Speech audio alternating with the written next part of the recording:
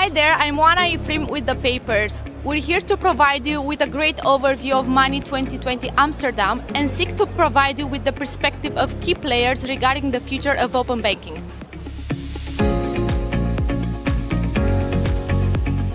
I think the future is bright. We can see this now because when we started to speak about it 5 years ago, we were just thinking of the ideology of use cases where it could be. So this is the point where it's clear the value, and now we are perfecting this form of payment.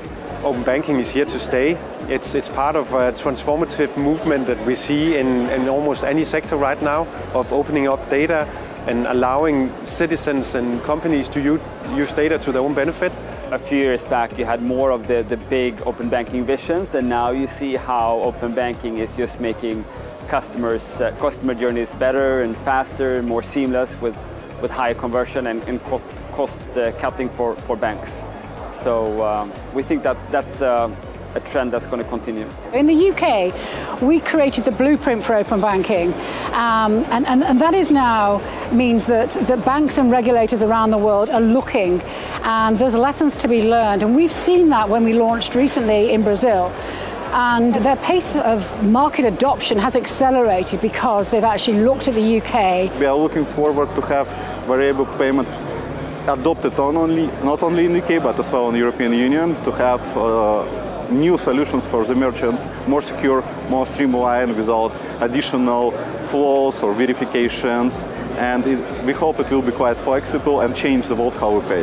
What comes next is the ability to use open banking into very different use cases, very different payment flows, very different payment behaviors. A good example can be what is called variable recurring payment, which is the ability to connect your bank account once and then keep an open connection and effectively a bank account on file. This is still a lot to do.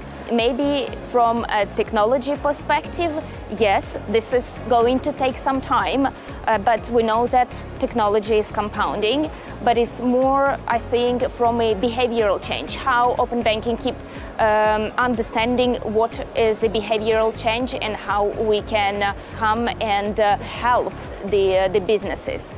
And so 2022, as we have next year, will just be incredible. You're going to have open banking continue to accelerate and open finance really begin to take shape, particularly in the pensions market with what they're doing with the pensions dashboard. So, sorry, probably run over my 2 minutes, but it's phenomenally exciting.